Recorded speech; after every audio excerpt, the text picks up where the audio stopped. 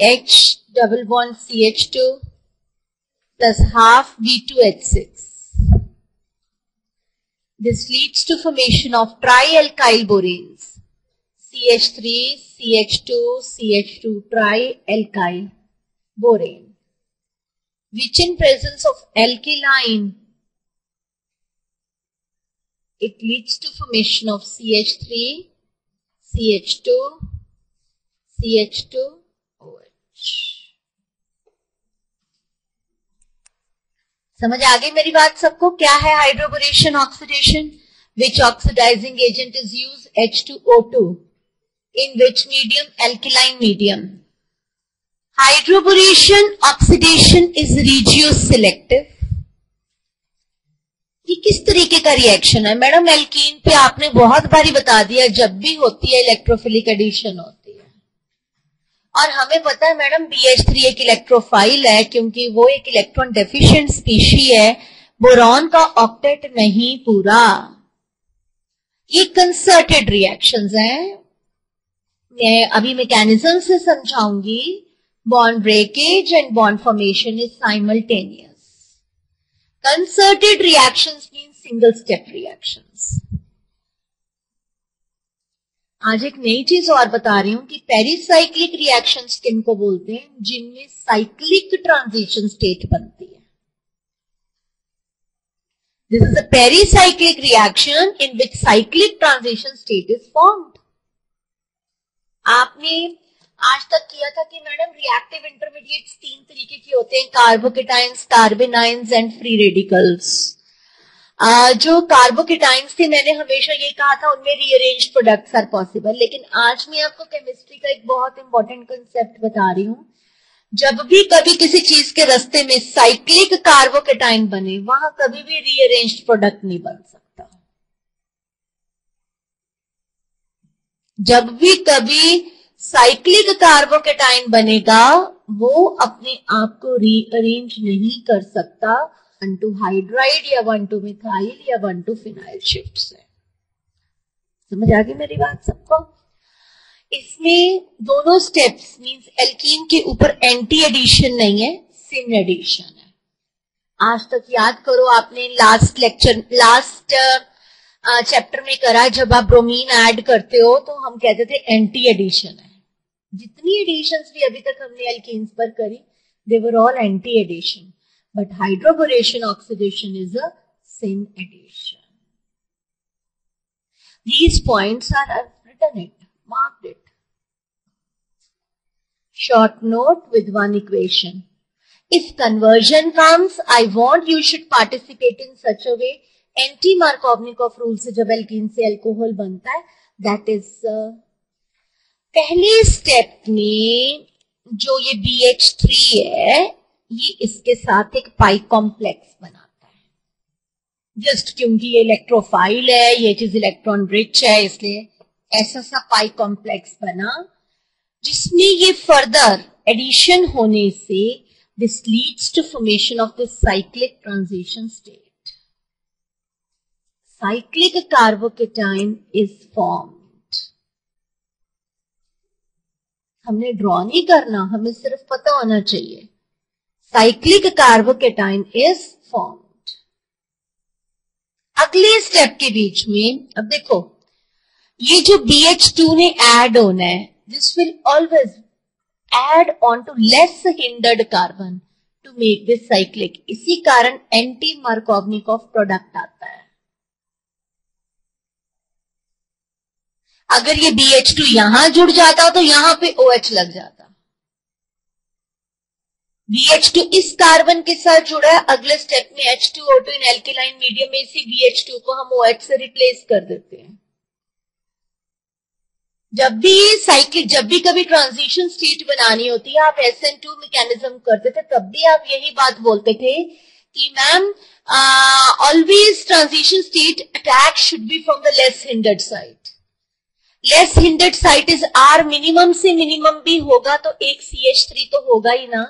अब इस BH2 का इस कार्बन पे अटैक करके जुड़ना आसान था कि इस पे अगर ये ओवर क्राउडिंग थी, on this it was having more hydrogens, In the next step, this BH2 gets replaced with OH, and that is why we get anti-Markovnikov product. No need for writing this thing. There is no need to write this. Write this. After that, write this equation. You will get full on full.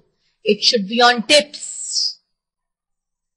आगे objective type के लिए क्या क्या पता होना चाहिए? Syn addition, pericyclic reaction, concerted reaction, cyclic transition state, no rearranged product. Mechanism में why anti-Markovnikov has taken place? It has got a logic because it is a type of electrophilic addition. Cyclic transition state is formed. Transition state में BH2 attack कर रहा है. Obviously जो वो less ended side से attack करना उसके लिए आसान है और उस cyclic transition state को बनाना आसान है. So, क्या सभी को हाइड्रोबोरेशन ऑक्सीडेशन याद हो गया? मैं कहती हूँ अगर तुम ये भी याद कर लेते हो ना तो भी. When alkene undergoes electrophilic addition in presence of electrophile BH3 and then undergoes alkaline hydrolysis in presence of H2O2, it leads to formation of alcohol with anti-Markovnikov product. अब ये प्रोडक्ट दिया, इसमें से कौन सा प्रोडक्ट बनेगा? इन सच मैडम सिन addition थी, एक H लगना है एक OH लगना है. One is H, another is OH. Syn addition का मतलब है अगर दोनों चीजें ऊपर से अटैक कर रही हैं तो दोनों ने ऊपर ही लगना है. अगर दोनों बिलो से अटैक कर रही हैं तो नीचे से लगना है. पहले वाली एंटी एडिशन शो कर रही है, सेकंड वाली सिन एडिशन शो कर रही है. This will be the product. अब कोई मुझे बिना स्टीरियोकेमिस्ट्री के ये वाला रिएक्शन कहता है कि कंप्लीट द फॉलोइंग रिएक्शन, तो मुझे पता है कि मैडम इस पे ये दो H लगे हैं और इसके ऊपर ये एक H लगा है. So I know this thing ma'am that I have to write it in such a way कि OH will get attached out here. Clear? First main reaction, first method of preparation, both are clear. Should we go next? Oxymercuration reduction. Alkenes react with mercuric acetate. Formula भी याद करने के लिए, mercurous is +1, mercuric is +2, acetatine is CH3COO minus. Once this will combine together, this will be formed. In first step, alkenes react with mercuric acetate to form adducts. What are known as adducts? Adducts are known as addition compounds. Which formed reduction with NaBH4? उसमें भी alkaline medium था, यहां पर भी basic medium. आज के lecture में बड़े अच्छे सारे रिड्यूसिंग एजेंट्स पूरी केमिस्ट्री के करवाऊंगी. रिडक्शन और ऑक्सीडेशन का कंसेप्ट रिडॉक्स रिएक्शन से जोड़ के बताऊंगी कि किस फंक्शनैलिटी में कहां जाना रिडक्शन है और कहां आना ऑक्सीडेशन है. वहां पहले स्टेप में BH3 ऐड करते थे, H2O2 और OH नेगेटिव की प्रेजेंस में ऑक्सीडेशन करते थे. यहां पहले स्टेप के बीच में मर्क्यूरिक एसिटेट ऐड करते हैं और फिर OH नेगेटिव और NaBH4 की प्रेजेंस में रिडक्शन करते हैं. In this case, the product is according to Markovnikov addition. Ma'am, propene to propane 1-ol means hydroboration HBO. Ma'am, propene to propane 2-ol is oxymercuration, demercuration. This is what? This step is oxymercuration. Oxy means OH, mercuration means आपने mercuric acetate लगा दिया. Oxymercuration.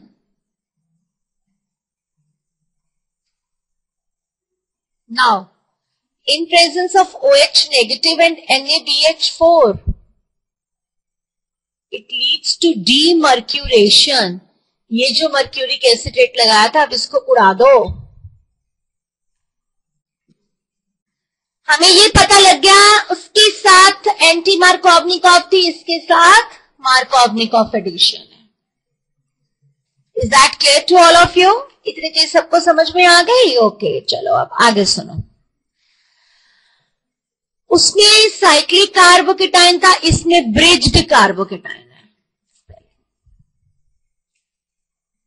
अब बेटा वहां सिन addition थी. H और OH अगर ऊपर से लगे तो ऊपर ही लगे हैं, लोअर लगे हैं तो लोअर लगे हैं. यहां पर एक चीज अबव है, एक चीज बिलो है. So that will affect the stereochemistry of reaction. Another point of difference. This is similarity.